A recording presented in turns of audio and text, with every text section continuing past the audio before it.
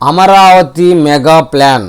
చంద్రబాబు నాయుడు గారు మరియు మంత్రి నారాయణ గారు కలిసి రాత్రింబవలు అమరావతి నిర్మాణంలో శ్రమిస్తున్నారండి.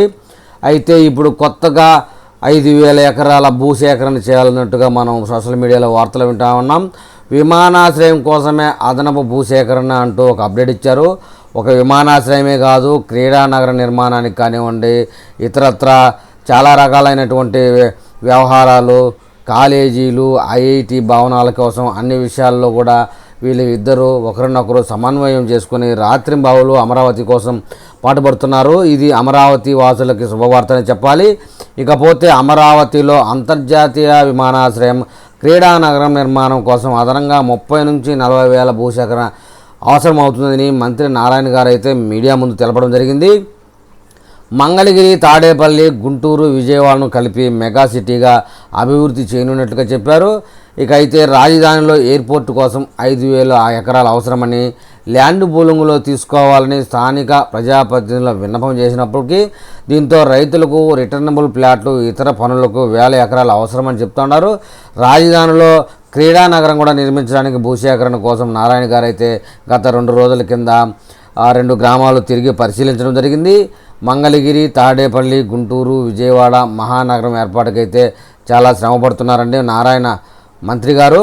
అనంతవరంలో గ్రావెల్ కొండ పరిశీలించారండి. ఎందుకంటే రోడ్లకి, భవనాల యొక్క బేస్మెంట్ రాళ్ల కోసంగా, స్టోన్స్ కోసం మరియు కంకర కోసం ఉపయోగపడడం కోసం అనంతవరంలో గ్రావెల్ కోసం 2 కొండలను అయితే పరిశీలించడం జరిగింది. రాజధాని అమరావతిలో అంతర్జాతీయ విమానాశ్రయంతో పాటుగా క్రీడానగరం కూడా ఖచ్చితంగా నిర్మిస్తాం ఈ 4 సంవత్సరాలు అంటూ చెప్పుకొచ్చారు పురపాలక శాఖ మంత్రి పొంగూరు నారాయణ గారండి.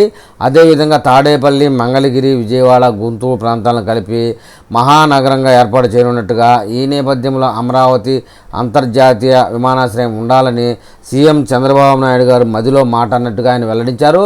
ఒక విమానాశ్రయాన్ని 5,000 ఎకరాల్లో నిర్మించనున్నట్లుగా తెలిపారు.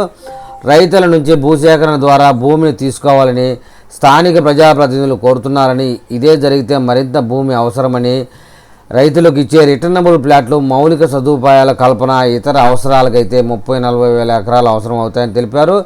ప్రభుత్వం వద్ద 5,000 ఎకరాలు ఉంటాయని చెప్పారు. అయితే పూలింగ్ విధానంలో భూములు తీసుకోవాలా లేకపోతే సేకరించాలా అనే దానిపై కసరత్తు చేస్తున్నామన్నారు.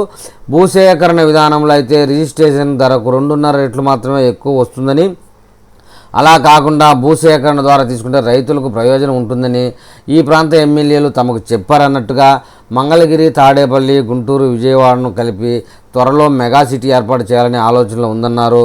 రాజధానిలో అనంతవరంలో ఉన్న గ్రావెల్ కొండలను మంగళవారం నారాయణ గారు పరిశీలించడం అనంతరం మీడియాతో మాట్లాడడం కూడా జరిగింది. గత వైసీపీ ప్రభుత్వం రాజధాని విషయంలో 3 ముక్కలాట ఆడిందని, దీంతో న్యాయపరమైనటువంటి సమస్యలు రాకుండా చర్యలు తీసుకోవడానికి 8 నెలల సమయం పట్టిందని చెప్పారు. ఒక విలేకరి ఇంకా నిర్మాణంలో ఎందుకు ఆలస్యం అవుతుంది అని అడిగిన ప్రశ్నకి నారాయణ గారు ఈ సమయం చెప్పారండి. న్యాయపరమైన సమస్యలు రాకుండా ఉండడం కోసం ఇంత సమయం పట్టిందని చెప్పారు. ప్రస్తుతం రాజధానిలో పనులైతే ప్రారంభమయ్యాయని, గ్రావెల్ కోసం గనుల శాఖ 851 ఎకరాలను సిఆర్డీఏకు కేటాయించిందని మంత్రి చెప్పారు. రాజధానిలో క్రీడానగరం కూడా నిర్మించనున్నట్టుగా చెప్తున్నారు.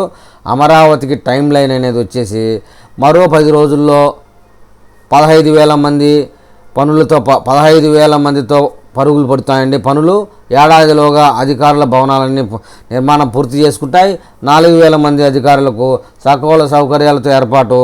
ఏడాదిన్నరలో 350 కిలోమీటర్ల మేర ట్రంక్ రోడ్లు కూడా పూర్తి చేస్తామని మాట ఇచ్చారు. 2.5 ఏళ్లలో రైతుల లేఅవుట్లలో రోడ్లు కూడా పూర్తి చేస్తామని చెప్పుకొచ్చారు. 3 ఏళ్లలో ఐకానిక్ భవన నిర్మాణాలు కూడా పూర్తి చేస్తామని, అప్పటికి మన గవర్నమెంట్ ఇంకా 1 సంవత్సరంన్నర ఉంటుందని చెప్పుకొచ్చారు. ఏది ఏమైనా అమరావతిలో